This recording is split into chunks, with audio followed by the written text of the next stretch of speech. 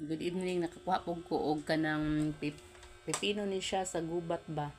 Effective daw ni siya sa mga tag-as og sugar. So mo try ko og ngit-ngit naman mga sa orasa mga 6:30 na siguro ron. Nara sa among pili daghan kay siya ipang ibot na akong gipambira niya. Akong kay maragkuan ba daghan kay siya kanang sagbot di mga dahon niya. Kaya naman ko effective din siya na sugar og naasay high blood no. Taas og kanang BP. So ako na siyang suway og inom-inom sa di basin dag maulian tas atong kuan.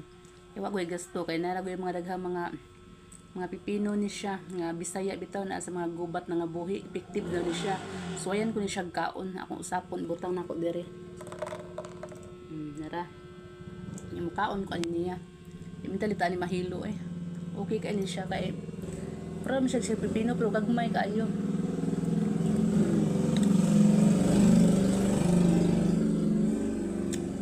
Ano siya pipino dito od? Ano siya pipino? Ame.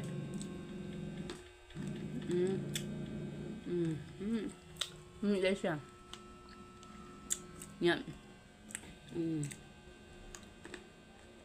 Namuha ko dito. Di na ako ibton. Di na ako ano patyon kay ano.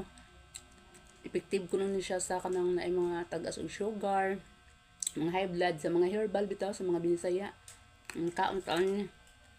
Well, mahal ba ang mga tambal. Naidwa ko buk hinog. Meron mong hinog kay kuha na kay siya oh. Sobra ka green niya. Humok kay sanan. Ay daghan. So, mamalit pa man tawag daam makaon. Di ba na niya siya makahilo. Kay tambal ba niya siya. Basa man ko. Nakabati man ko sa news nga. Sa mga kuan ba. Sa gibutang sa mga kuan na tambal din niya siya. Usa sa niya sa tambal sa tagas og sugar. Nga na pa high blood anak man anak ano ang sudsi man maka-harvest sa pagkuan ni